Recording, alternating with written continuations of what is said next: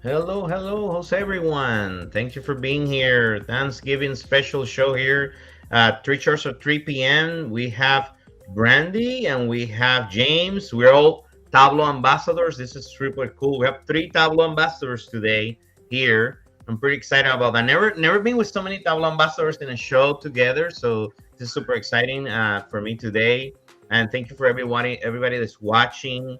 Thank you for being here. I know that this is sometimes difficult to be in the show like this on Thanksgiving. Tomorrow's Thanksgiving Day, so happy Thanksgiving to everyone that is watching, or if you're watching after in the replay, happy Thanksgiving. I'm here myself in Warrenton, Virginia, and today I'm in Virginia. I'm not in Florida, visiting some family, so getting some cold weather to remind me what's the cold weather like. And here I'm in Virginia today, but super excited to be here. And we're gonna have data visualizations related to Thanksgiving, right? A lot of food. James told me that everybody's gonna get hungry after the show. Maybe you want to start eating after the show start early. I know that my family's cooking here in the back, and they're doing all the prep for tomorrow. But I'm here. I'm like I said, I'm here with James and Brandy. So, Brandy, tell me a little bit about what you do. Where are you at? Tell me what do you do. Yeah, well, hello everyone. Yeah, my name is Brandy Beals. I'm the manager of a data analytics team for a asset management firm, and I'm in Milwaukee, Wisconsin. So you think it's cold in Virginia? It is colder here. We're getting to that point in the year where, yeah, layers upon layers, and to keep warm. Awesome. Yeah. So I'm really excited to be here, though. This is exciting. This is my first time Thank you. doing this, so I'm really excited. And what about you, James? Where are you at? Where do you tell the people, everybody, what do you do? Okay, I work at Georgia Tech, work with the IT services in the College of Business. Do largely just mostly background or back end services. So it's not purely analytics, but I try to pull in as much analytics into what I'm doing as I can. But it's doing a lot of stuff with our assets, HR, getting those onboarded, just all the kind of back end services and IT services in with the College of Business. Awesome, awesome. Thank you so much. So we were thinking, since everybody's talking about Thanksgiving, I want to tell you guys my favorite side dish is mashed potatoes, and we do like mashed potatoes with all these other things, and we put all our, little things here and there to make it a little bit different. So, but what is your James? What is your favorite side dish for Thanksgiving? Can do with a sweet potato souffle, but preferably with the pecans, not marshmallows. Mm, Marshmallows are okay, but I prefer the pecans. with pecans. What do you do, Brandy? What do you like? Yeah, I mean, mashed potatoes and gravy are just classic. I love that. Uh-huh. But to be different, I guess I'll go with like maybe a salad. I recently made a salad with like arugula and Mm-hmm. pecans and pears or something like weird like that. Mm-hmm. Anyway, it's kind of like a nice fresh dish when you get Yeah. so many like really rich things. So Exactly. No, that's a good idea. So if you anybody's in the chat, let us know what is your favorite Thanksgiving side dish. Oh look, Dustin, he said he's talking about. Oh, I forgot about all of this. I'm sorry that I didn't look about some of the people that are in the chat, but we have everybody saying hello from Thanksgiving. Somebody joining from Orlando, Chicago, Kentucky.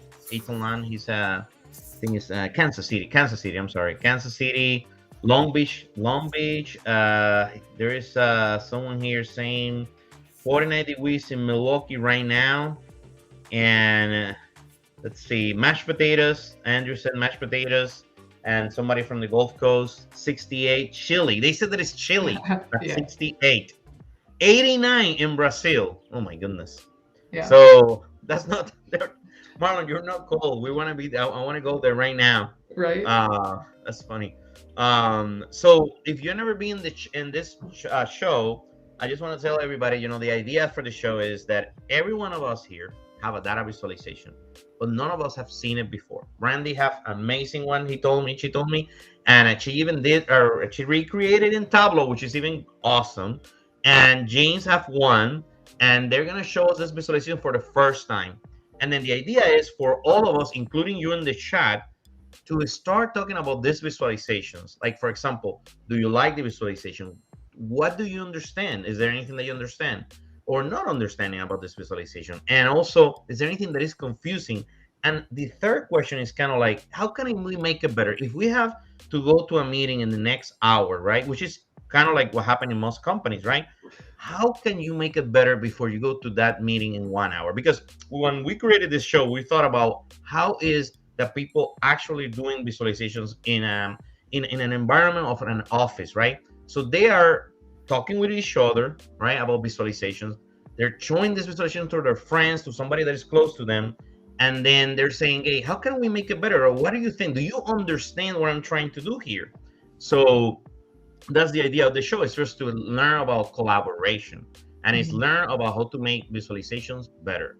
And I know that I'm one of the things that I'm very excited. I've seen James, you're always in the chat, and thank you for that all the time, participating with us. I know this is going to be great. And Brandy, I know I've seen your work before. Thank you so much for being here. And let's start. Brandy, show me what you got. I can't wait. Thanksgiving. So let's see. Yeah. So tell us what you got here. And if you're in the chat, start talking about this visualization. Also, we're going to put the link to her visualization in the chat very soon. Yeah. So, yeah. So when I kind of went out first in search of like Thanksgiving visualizations and just generally things that like kind of occur around Thanksgiving. Obviously food is a big one, but I've also seen things about football games, the Macy's parade, like all sorts of great, travel around the holidays. But I really I love this one. And so it's more of an infographic. So I'm going to go through this, and then I'm going to show, I actually took some information from this and, did my own take. So this one really just talks about how many calories are in like your favorite foods. So you can see here just like generally the categories of each food. And this is just based on the average portion. And then down below, it's kind of like, okay, common meals. So, whether you're like a classic or like you just love, kind of your carnivore, you want that meat, or whether you have a sweet tooth, whatever it is, let's kind of break down those classic combinations a little bit further and dive into those numbers. So like this is the classic. It's kind of a little bit of everything. You can see generally how many like calories would be included if you kind of went with this like classic combo.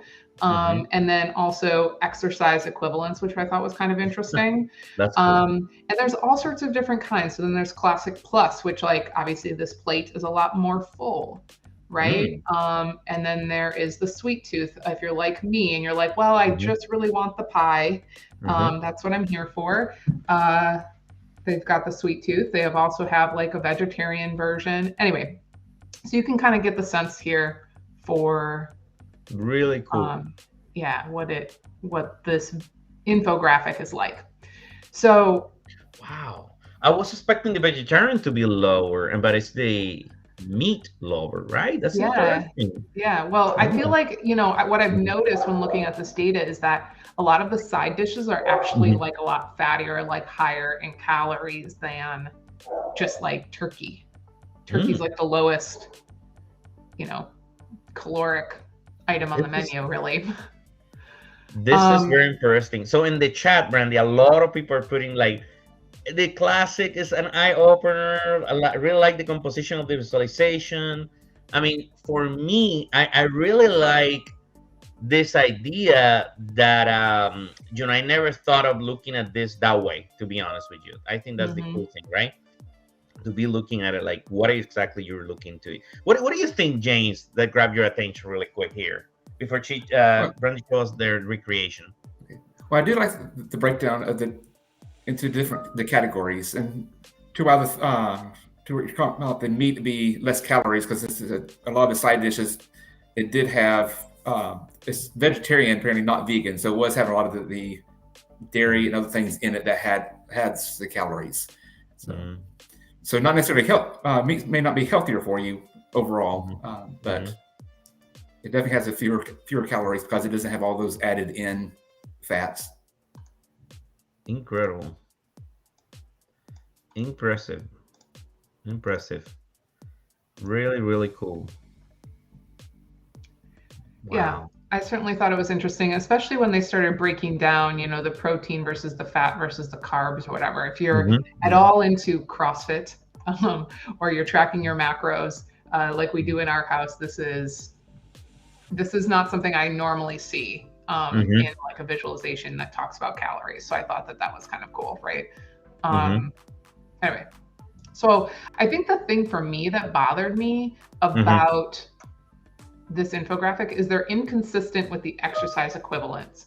So like, it's great to know just the calorie difference between the different, meal choices, but to burn off this meal, it's like 12 hours, almost 13 hours of yoga versus, 1 hour and a half of swimming. Like, that they're not on the same unit of measurement, I guess. Hey, this is problematic now. Some people are saying, rethinking my plate tomorrow. Well, hey, Ethan, stand by, and I can help you out. She's gonna help you. This is awesome. Yeah. This is awesome. So Dustin, he says, as usual, the data is already changing our perspective on Thanksgiving. Okay, that's the idea. That's awesome. Yeah. Oh, I'm sorry. Yeah. I keep scrolling. I don't mean to.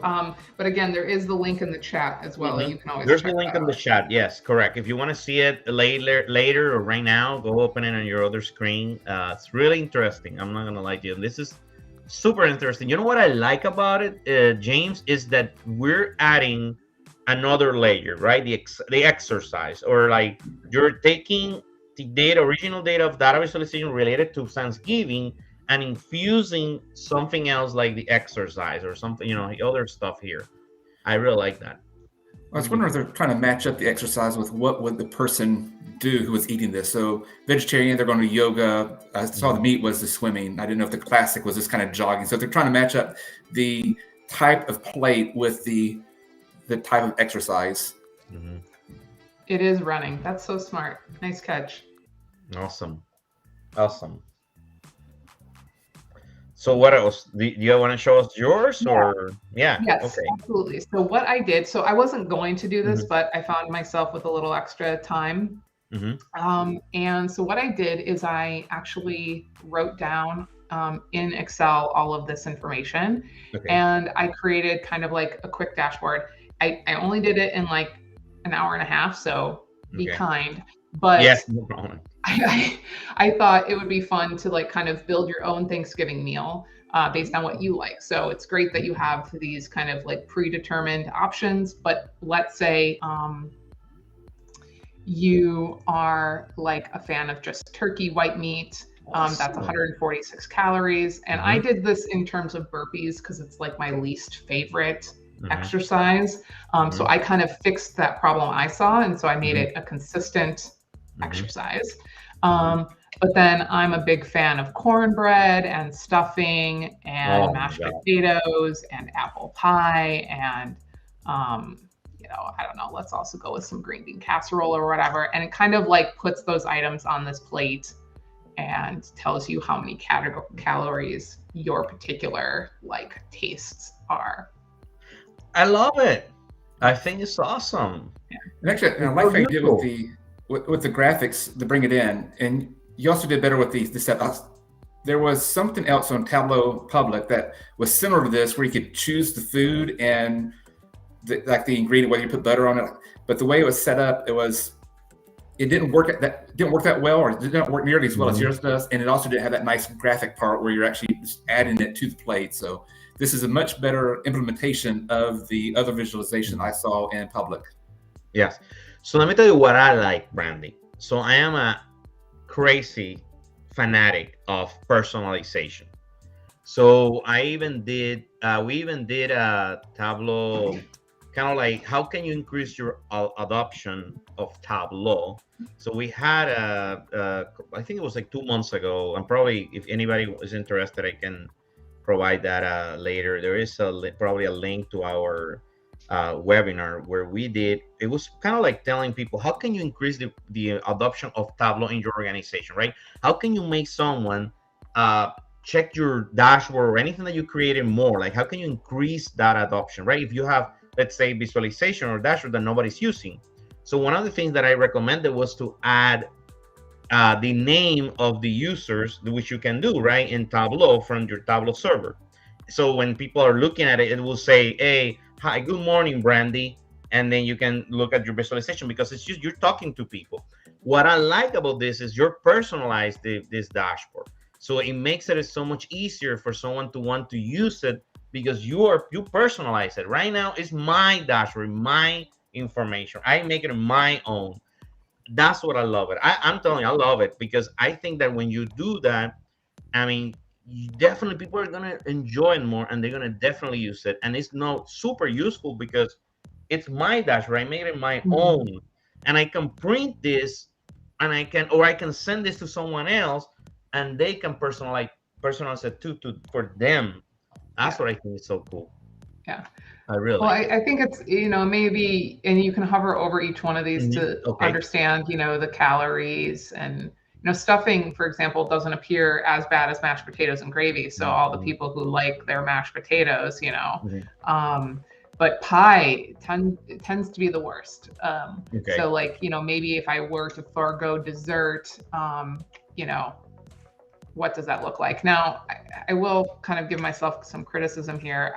In order to get things kind of randomly on the plate, I didn't really specify where on the plate they would show up. So I'm Mhm. using like a random number generator to just put it somewhere on the plate. I was And so gonna you ask end up you. with this like Okay. really messy, like who Mhm. puts stuff on their plate like Mhm. this? An animal does Okay. that. But um, So tell me something, James. What is that you like the most, or what do you enjoy the most about this visualization, or the insights that it provides you? Well, that is the getting the calories. So just very simple selection, Mm-hmm. and then both the calories. Uh, right, and the standardized exercise. Now, I guess since you didn't have a lot of time, I wouldn't expect that. But one thing you could add in is different exercises. So instead of doing burpees, have changes. So your parameter. So you say, "Oh, I want to do swimming. I want to do running," but just right. the ability to choose food easily and Mm-hmm. to see the calorie count on that, and then the translation into some exercise. And so it'd be the one thing I would add to it is the ability to choose which exercise. Mhm. I really like that. I really like. Yeah. So tell me, just for everybody here, probably everybody's looking at and trying to figure out how you did it. I think that's also important, right? How? Tell me a little bit about more about. So I imagine you selected, all the images, put it in Tableau in your repository, right? But how did you figure out where to put them? Like the location? They're just random locations. Yeah.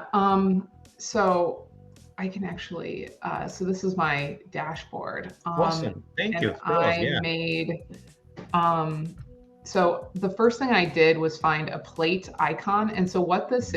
is just an Hmm. X and a Y coordinate, like Hmm. a scatter plot. And Okay. then under map, so like this is Hmm. basically Hmm. uh, just a background image that I Hmm. added here. Hmm. Um, and then there are coordinates that I've hidden by deselecting the show header. And so each one of these things has like an X and a Y coordinate. And these Okay. X and Ys are just random random Mm. numbers. And so this random function isn't in the list of functions, but it's like an Easter egg. It's like a hidden secret.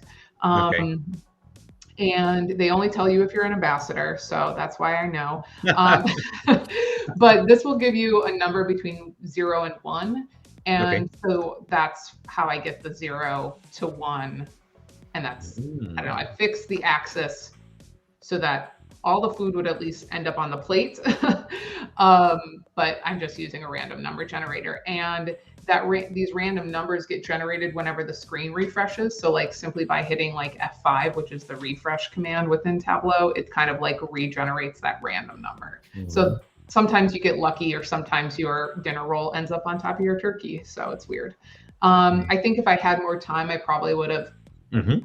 specified specific coordinates for each food item, but you know, I I was didn't. thinking this it because you can do different for specified coordinates for each food item or specified coordinates for location. So if there's only one item, place it here. If there's two items, place these two locations. So that way, it's places it based on what the number of foods selected.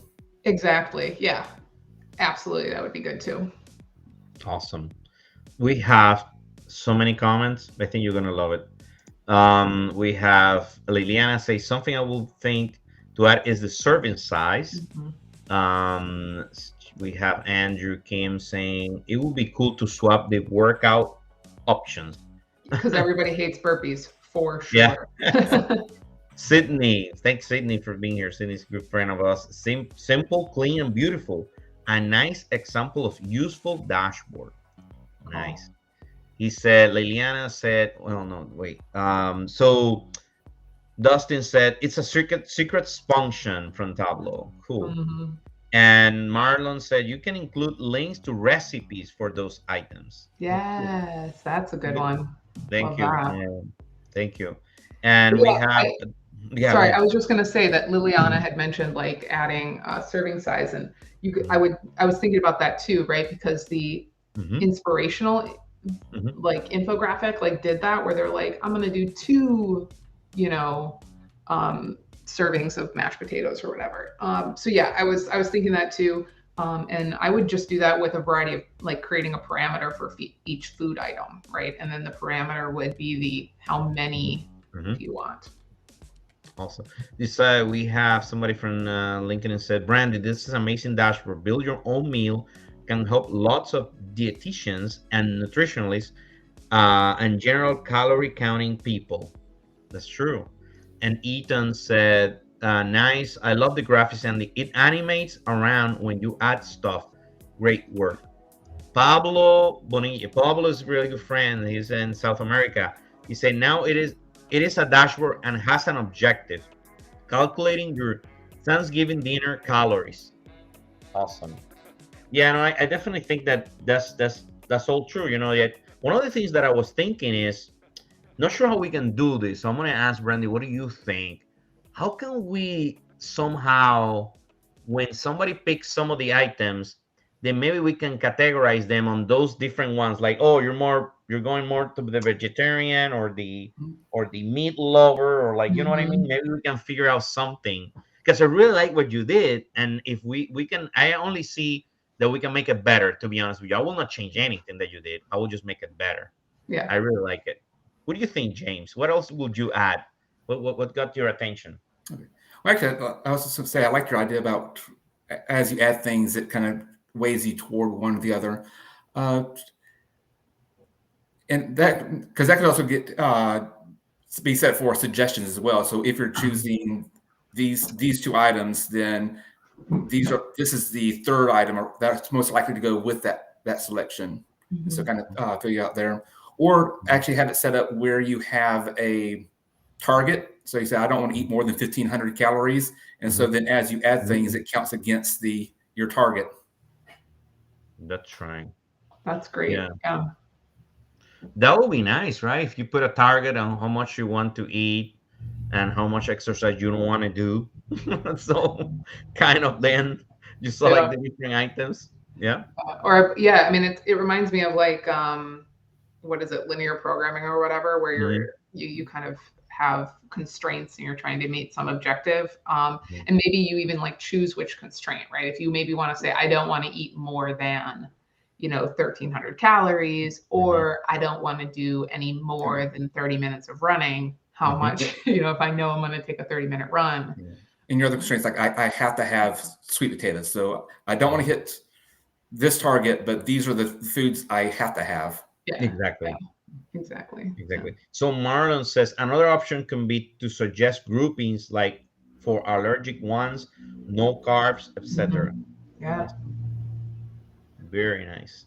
I mean, I really think that you can enhance this. I mean, and honestly, it's a very, very good dashboard. I mean, it's a really great start. How it is, I think it's awesome. Honestly, I will not change anything. I will just make it better. But I really like the main idea, and it's definitely better than the original one, right? This is one of the things that we can learn about here for data visualization is simple works, right? Simple is so much better. Don't make people complicated too much, and that's one of the things that we all do. I do that too, and then this makes sense, right? And it provides a purpose, and also like I said, that for me is that personalization. It's huge. I mean, I see myself using this, and I see a lot of people using this because it personalizes it to each person, right? Yeah. So I really like it. So Cool. James, anything else you have that you wanted to say, or Brandy, anything else that you wanted to share about what all the things that you thought about doing, or what other things that you're trying to do with this?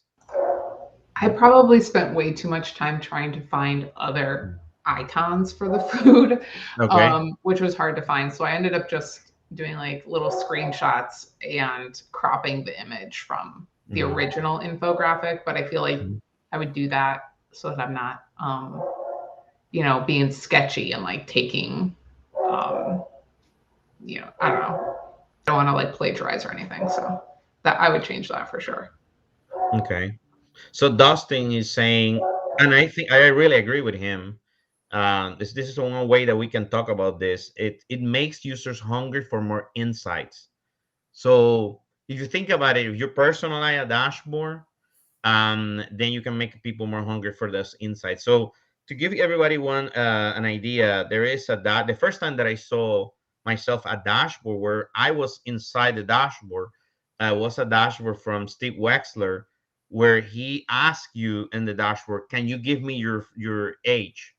And the dashboard, when you provide your age, it actually tells you how you are, and you're like it actually points to you, hey, you're here in this dashboard because you gave me your age, you're this group, you're a male, this year, whatever this age. So it actually gave me an idea of where I am within that data. And I thought that it was super powerful. And I think this does the same thing for sure. Yeah, that's really fun. It's a lot of fun. I really like it. Thank you so much for sharing. Thank you very much for sharing that. I think we can go to James now and see what James have. But thank you, Randy. That's awesome. You're invited at any time. So everybody, we're gonna put in the chat a link to for every single week of next year. We have a theme to do the same thing that we're doing right now. We have sports, we have, for pets lovers, pizza, beer. I mean, you name it. It depends on the every week. Whatever is happening the every week, we have something for e-commerce now, Christmas. We're trying to figure out what's going on that every single week, and we have a specific theme, and anybody can participate. That's the cool thing about this show is we want you to be part of the show to participate because we want to know your perspective. Today is the perspective of three Tableau ambassadors, but it could be you, it could be anyone. We want to know your perspective too. Thank you. So James, show us what do you got here. Okay, so when I was looking for Thanksgiving graphics, three topics kept coming up. You have food, travel, and shopping. And so I actually found one from from a Boston public radio or television station that had all three of those. It's called Thanksgiving in 5 charts. They actually did throw in kind of a bonus chart, but unfortunately, there are a lot of charts don't tell enough of the story. So you have to have their copy. And so I think it's great to have copy to give greater depth, or if it's in a presentation to orally give you greater depth. But the chart also needs to be able to stand alone where you're able to understand what the chart's saying with just the chart. So first, I'm going to quickly flip through the tabs of what they have. And if you want to put in the comments what you think this is signifying as I'll go through them. So this one is probably one of the easier ones because wild turkey harvest by county. And this is in Massachusetts. So if you know the states, you identify this as Massachusetts. And this one you think, well, harvest is somewhat ambiguous, but I would guess hunting. So this is probably going to be for each of the counties, how many turkeys were actually killed there. So that's what I would guess this one to be. Then we go to side dishes. Well, let's go to side dishes. And we have pounds per produce in pounds in an awkward label. It was like 2,200,000 pounds, but that helps me out. Okay, it is 2 million, but it doesn't really tell me what's being measured in pounds. I mean, produce in pounds because we're in Massachusetts, maybe something on the state level with it, but it really doesn't tell me what's being measured in pounds. Okay. So then we go to Cranberry Production, which, once again, no title, but they do tell me on tab is Cranberry Production. So we do know at the state level, okay, Massachusetts and Wisconsin. I'm assuming there's the top 5. I don't think they would randomly choose 5 or 4 other states besides Massachusetts. So I'm guessing these are the 5 top states and Cranberry Production, and you see pretty close between Massachusetts and Wisconsin up until 95. Then for some reason, Wisconsin takes off once again, and once again, kind of a awkward label. So it's 1,000. So then we go over to travel, and here we have travelers and millions. Now I know from my knowledge of this, how the population of states, that this can no longer be about Massachusetts, because Massachusetts cannot have 54 million travelers. So now we probably jumped up to the national scale, but once again, there's nothing to really tell you that. And then when we get to shopping, the same thing. No label. Here we're 500,000 million value. Because I know shopping is probably talking about sales. But once again, and we're probably going to be at the national level because 500,000 million is too large for just a state. But once again, not very clear on what they're actually talking about. So now let's go in with the copy and see how that improves it or worse. So if we go up, well, and we say, okay, we can tell this is hunting wild turkeys. Okay, so we do have to write this is a hunting number. If you thought it might be farms, though, you have reason to believe that, because below the map they actually do talk about farming turkeys as well. And if you have the benefit of interaction, you can see that they are talking about wild turkeys and farm turkeys for the counties. Now, how I would improve this map is, one, I would fix it. So right now, you can move and zoom it, which has some disadvantages. The way the labeling is as well is that sometimes the label is hidden by accident. I was first working with this with a touch screen, and I've not been able to reproduce this, so it was probably just a fluke. But this is one of the reasons why you want to fix it and also take away the command buttons. Is I was able, in one quick touch, to select those 3 counties. Well, and it's not going to come up now. What I'm trying to do is get the keep on. This is why I say it was okay, keep on. So I ended up with this. And I found out the only way to get your main map back is you have to refresh the page. And once you refresh the page, then you can get your map back. So being able to take that away so people won't accidentally mess up their while they're screen viewing it would be helpful. So that's how I would change that one. So any other kind of comments just on this one before we move forward?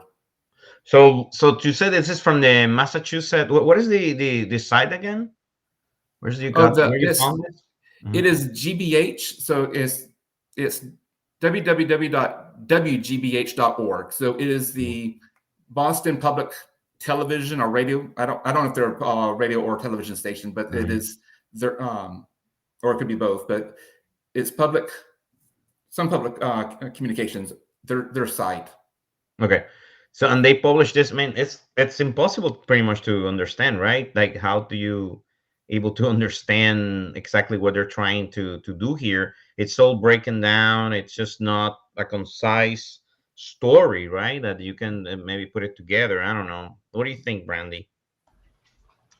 Yeah, I mean, I think James kind of touched on a lot of things. Most of these, you've almost got like 5 different takes on different things related to Thanksgiving, 5 different metrics, yet at all sorts of different levels of granularity. And most of those sheets do not have titles. I actually feel like the map is probably the best because it's actually the most clear, right? Yeah, this one and one other ones is probably the easiest to interpret.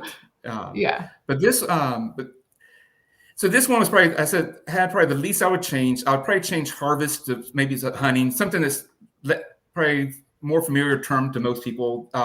When you kill a turkey out hunting it, I don't think most of that is harvesting. Right. It's a euphemism for sure. It's like, let's just go harvest some turkeys. Like, yeah.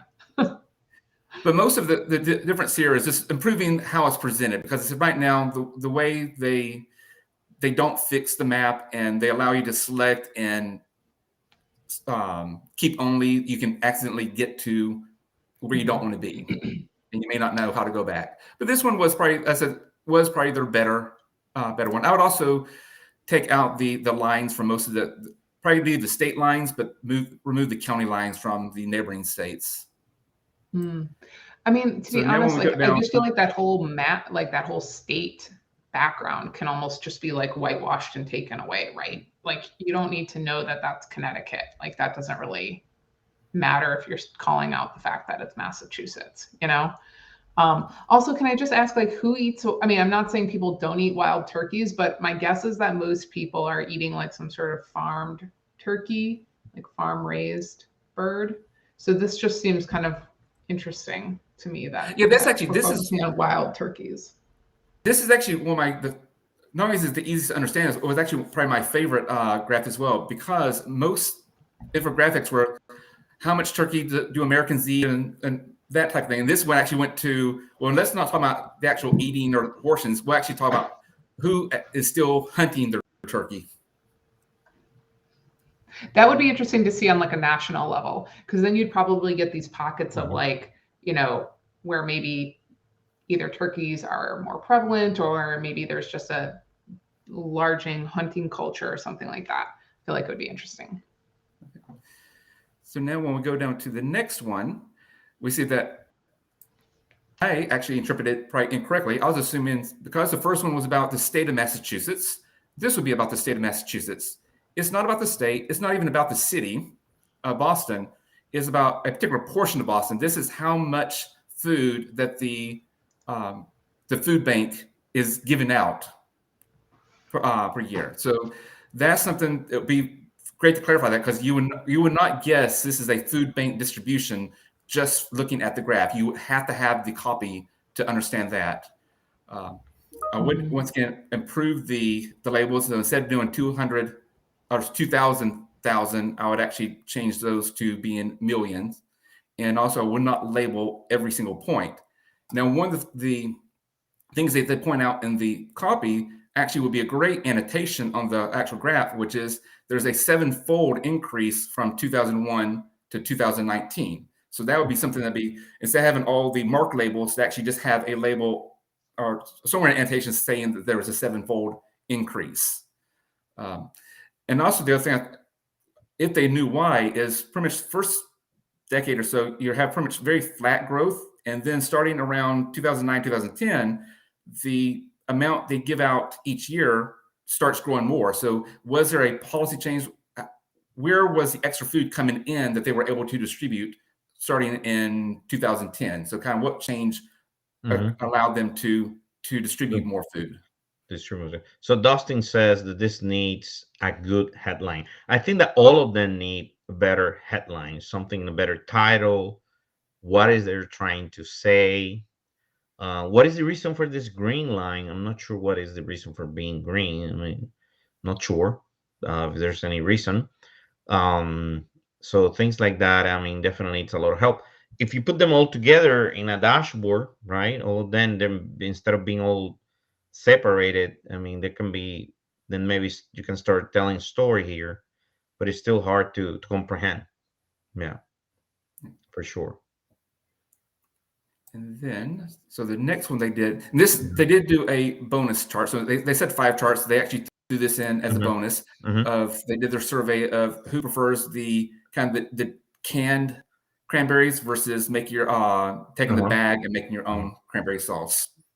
So I was actually surprised that in Massachusetts, it would be larger for cans. I actually prefer making my own with the bags. So Dustin says that I can't wait for James to take this data and do something better. I think he will. Okay. And so then we get here. And so this one, it is production. This is the top 5. They did say, and they did mention out that pretty much Massachusetts led for the pretty much for the first half, and then with Wisconsin close, but then Wisconsin took over in the 1990s. It would be nice to say why, or once again, if there's something happened that allowed Wisconsin to take over. So why did they go from, once again, fairly steady growth to great growth? Another interesting stat which I worked out. So around this time, and it's probably pretty average around here, is these two states combined were 80% of the shown production. Once again, once you get down to the fifth, not too much.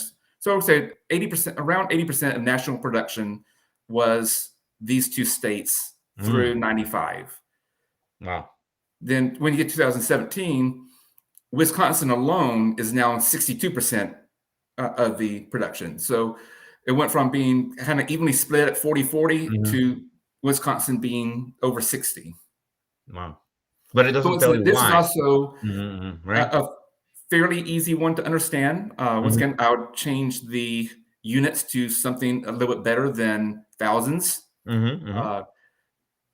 Also put some kind of some annotations, like if you can explain the points in here, that'd be it'd be nice to have something just other than just kind of a plain graph.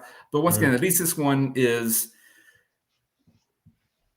interpreted exactly as you would expect with the tab. Once again, if you didn't have that tab telling you it's Cranberry Production, you may you will not know. But at least with the tab, this is interpreted exactly what you would expect it to be. Yeah, you just need more, easy to understand. Don't make people work too much to understand this. Correct. Okay. Now this one, I have a couple issues with this. So this is drivers. This is AAA forecast. So the first thing, once again, is no title, so you don't know exactly what it is. It's national after reading here, because I'm talking about Americans. But based on the previous three graphs, you would think, well, shouldn't they be doing with Massachusetts? And that's one difference I would make. If they have state-specific forecast or state-specific information, so instead of going with the nation, they should have went with Massachusetts information. Once again, don't mark or label every mark. You can put annotations on here like okay, this is the Great Recession is down, dropped down during the Great Recession, has slowly recovered on traveling. Because if this were a bar graph, you would need the 0 for the height. Because it's a line graph, you don't really need the 0 anymore. So I would actually show down here, because you're really crowding the top of your graph. And so by taking out some of the bottom, you can more center the graph, which will allow better annotation above and below. Instead of here, if you want to annotate it, it would be odd because everything would just be below the graph. Below the graph, yeah. That's true. That's good. That's a good call. It's awesome. Okay. And then on the last one, this is the most. Oh, actually, one more point on this one. They're clear that this is a forecast. So 54.3 is a forecast, but they don't make any distinction between this number and the other numbers. So the question is, are the other numbers actual numbers, which is most likely the way the AAA works? These are the actual numbers. Or the less likely is they're actually graphing AAA's forecast for each Thanksgiving when they occurred. And so that's not as likely, but they really should have made the 54.3, marked it separate to let you know that it is not a real number. Forecast, a forecast, not a actual. It should have like a shadow or like a different color or something there to show you that it's a forecast. I didn't know it was a forecast. Yes. You need to make it easier to explain. Okay. And this is the most troublesome one. Because one, it is every single month from 92. Wow. Okay, March of 92 to mid-July, mid-2018. So it's way too much data. Once again, you're getting away from talking about Thanksgiving in general, and Massachusetts particularly. So my biggest suggestion on this one was don't use this data set. Try to get a Massachusetts kind of a Thanksgiving weekend, like Black Friday through Cyber Monday, those sales figures for Massachusetts. And that would be a better fitting graph in with your the theme. But if you have to use this data set, focus on December. You don't need to include every single month. And once again, you're back with your awkward units. So you have your 500,000 millions, which messed up the author, because she, instead of identifying this as 500 billion, actually wrote it as 500 million. So even the awkward units actually made her make a mistake in writing the copy. Wow. And the other thing that she did wrong is this is clearly identified from the source as sales data. But she changed it for whatever reason to being earnings instead. Big one. Yeah. And what she doesn't, and this gets a little bit more technical. I mean, this is from the monthly retail trade survey, but the way she makes it sound is they keep track of retailers' earnings, or let's say even sales. It makes it sound that this is a real figure. They're collecting real data from all these retailers and giving a real figure. That's not what it is. This is a estimate based on a sample that the survey takes. Oh, okay, I gotcha. So it is an estimate of what the annual sales probably are, but once again, it's not adding up all real sales. It's taking a sample of retailers, surveying them what their sales were, and then using that data to estimate national sales. And that's definitely not clear from this that is what she is doing. No, it needs a title, and it's a lot of work to make it work better. Wow. James, you definitely bring us a lot of, this needs redone. It needs a lot of work, but thank you for showing us this visualization. I want to take this time to show everyone one visualization that I found that I think everybody will be very surprised, especially the data that is around that. Elaine, do you? Yeah. So this is something that I found. I think is super interesting. Even if we just look at what we can get from here, it's called mapping. I'm gonna put it in the chat. It's called mapping Thanksgiving. And I found this really cool to learn about data visualization. So go a little bit low, Elaine. I'm going to show you something. So this is about Google Maps search trends. That's what I thought it was super cool. Go a little bit down, more to the first visualization. So what people are looking in Thanksgiving, right? The Wednesday, the Thanksgiving Day, Friday, and overall. So you can see they're ranking every single day. And when I started looking at this, I found it super interesting that we could see what people are really looking. So it makes a lot of sense, right? They're looking, they're going to put up their Christmas tree. They're looking for maybe buying some electronics, going to Amazon and buy things, going to the mall. And if you go a little bit down, a little bit more, it gets better. It gets better and better.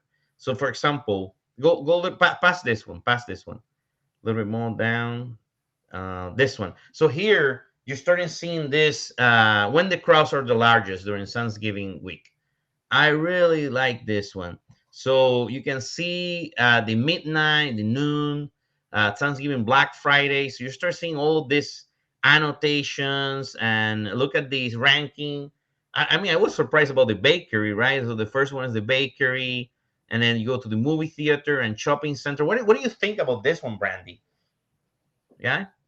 It's actually really cool.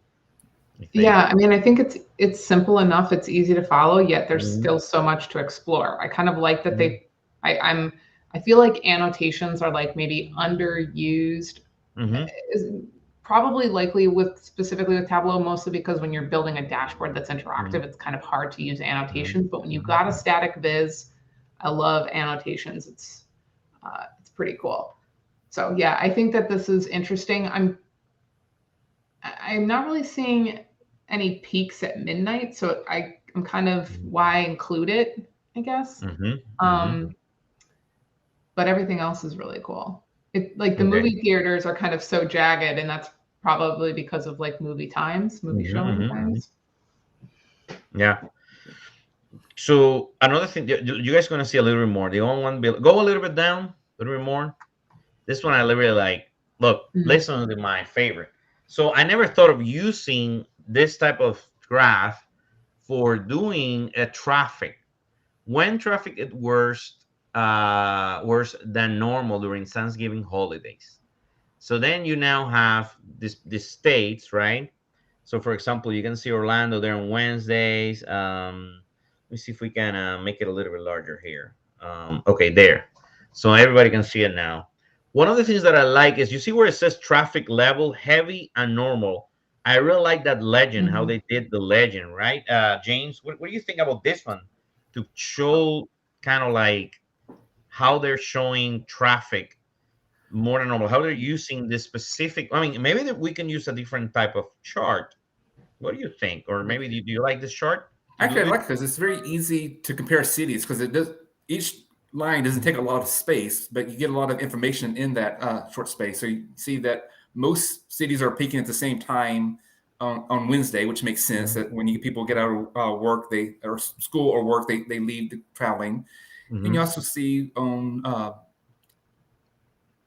the next peak kind of matches up, but Mm-hmm. you do have kind of individual peaks. I was Mm-hmm. kind of curious, like in Philadelphia, what's happening in Philadelphia around this time, and same thing with Sacramento, where you have those Mm-hmm. two little mid peaks, and also I don't know what they I guess on Pittsburgh, same thing.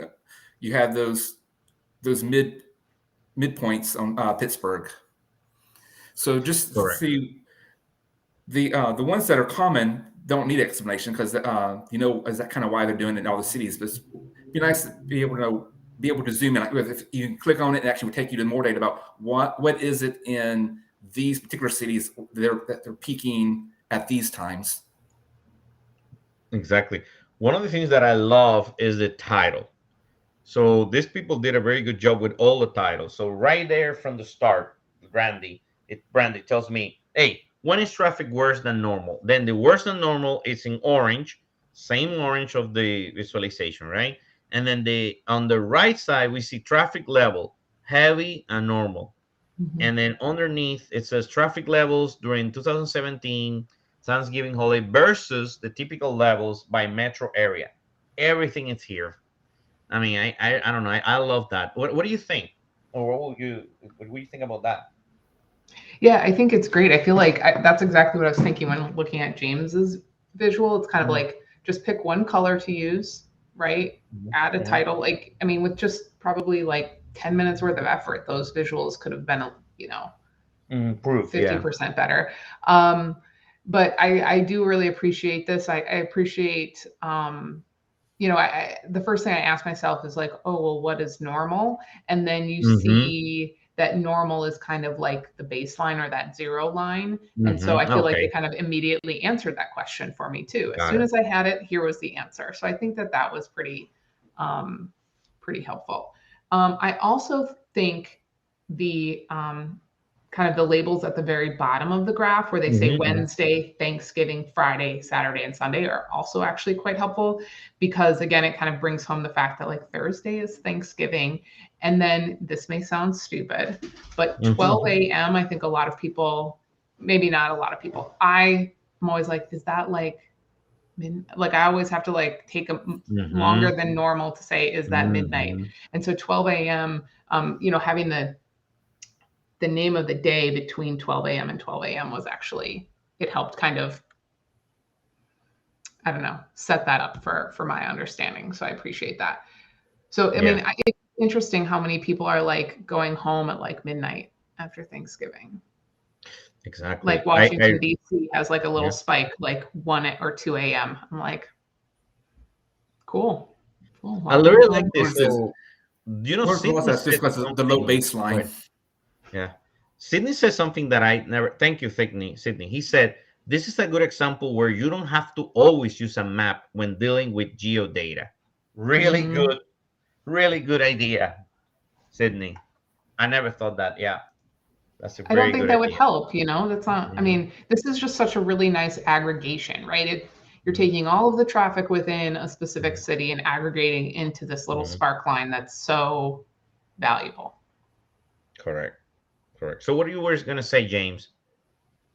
No, so like when it has that huge spike around midnight as well, I think that may be part of a baseline issue that there's so few people normally driving at midnight that Mm, a semi-congested, I mean, it doesn't have to be back bumper to bumper, but just heavier Mhm. traffic would be a higher than normal. That's a really exactly. good point. Yeah. That's a very good point.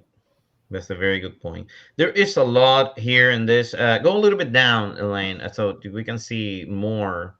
This is super interesting, this article. Now, avoiding traffic. Look at that.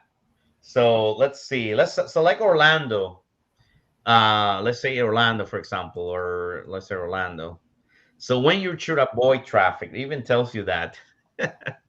So it's really cool. Here again, it's making the visualization like Randy yours, right? It's letting you Mhm. select things that matters to you. And I really think that's the cool thing I wanted to show everyone.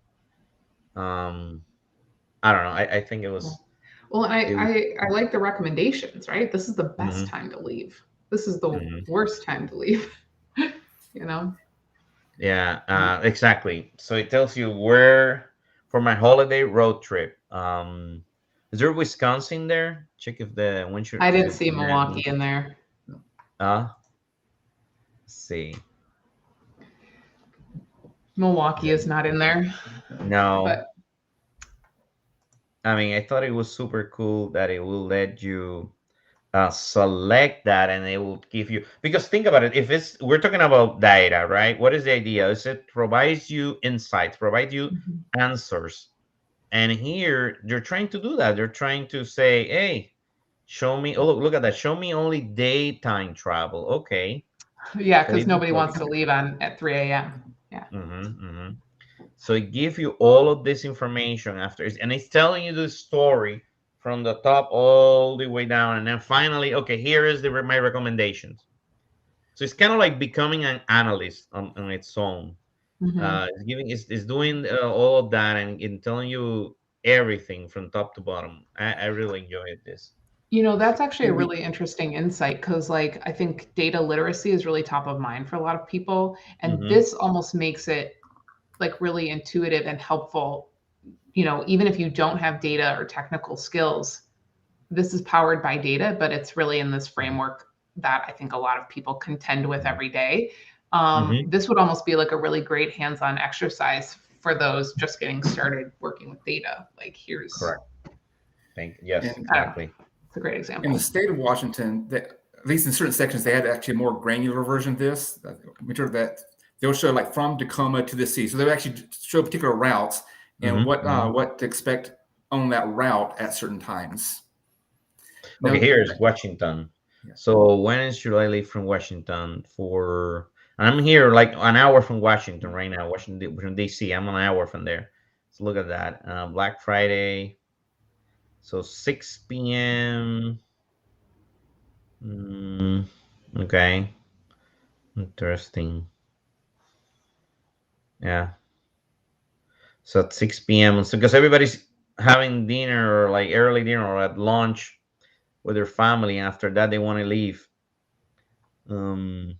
Interesting. Let's see. We have Dustin. He's saying, "I feel much better prepared to approach Thanksgiving with the meal planning dashboard and traffic analysis." That's funny. Thank you, Dustin. And he's saying, "That's what we're here. I feel much better prepared to approach Thanksgiving." Okay, and then he's saying something about higher. He likes in the other one. He said higher than normal traffic in the middle of the night on Thanksgiving is really interesting insight. Yeah, I thought the same thing. It'd But be this nice is to have. a great. Oh, go ahead, James. Oh, so it'd be nice on the first chart, the one at the top with the where they're doing against the baseline. They Mhm. actually have a parameter to flip it between compared to baseline, so you can see what is abnormal, but also Mm, have one to show real. So what is the real traffic level? So you know that okay, yes, a lot of traffic at midnight compared to normal, but in reality, it's still pretty light. And so that way you can actually use that to better to plan because you don't care if it's more than normal as long as it's still light at certain times. amazing. So this was awesome. I mean, unfortunately, we came up to the end of the show one more time, one more week. I really appreciate James, Brandy for being with us, the three Tableau ambassadors, first time. Hopefully, we can repeat it anytime. You guys are invited to be with us. We're gonna keep doing this. I mean, I wanted to ask Brandy, what do you think about, like I always ask at the end, what do you think like about this exercise? Why other people should do this? Maybe in their companies, right? Maybe they can put them together in a room, put a visualization that they're creating for their company or their friend. I mean, maybe it's their customers, and they can do something like this, and they can improve their data visualization. What do you think?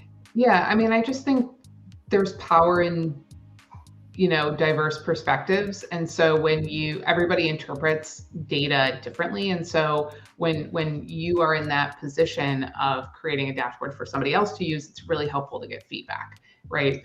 I have a certain perspective, my mind and my eyes tend to like go towards certain things, but that may not be the case for everybody. And so, showing that visualization to other people and getting feedback, I think will make a stronger visual.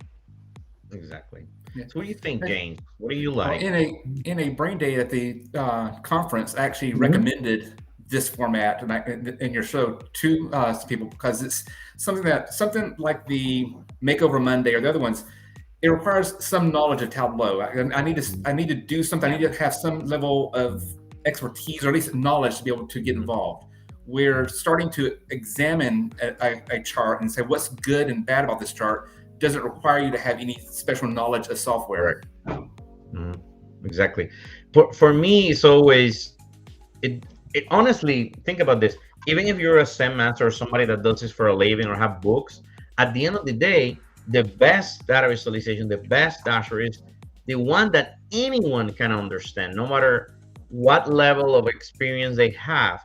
So one of the things that we learn in this show sometimes is we have students and individuals that may not have that much experience with any type of reports or data visualization. And for me, it was very interesting to learn how they are look at this data, this visualization, right? Like what they were providing us incredible insights. Wow. I mean, I never thought that somebody would look at that in that way. I thought that it was perfect. Oh, I thought that anybody could understand it, and it was not true. This person was thinking in a different way, saw or understood what I created in a completely different way. And for me, that's very useful feedback because I want my visualization to be understood by everyone, or maybe I don't want someone to understand it in a way that we're not supposed to be understand. I wanted to make sure that almost let's say the majority of the people understand the visualization the same way that what I want to transmit of the specific data story that I want to transmit. So, and that's what I think is so useful to do this, and it's also fun. I mean, we're all data nerds, so we love this type of information and data. So it's a lot of fun, and this is the idea for the show. We always want to entertain you and learn something every day. So thank you so much for everyone to be here again. Thanks to Randy and to James, and hopefully see you next week. And if anybody, like I said, wants to participate, you're more than welcome, and hope to see you next week. Thank you so much. Yeah, thank you. And happy Thanksgiving, everyone. Happy Thanksgiving tomorrow. Thank you.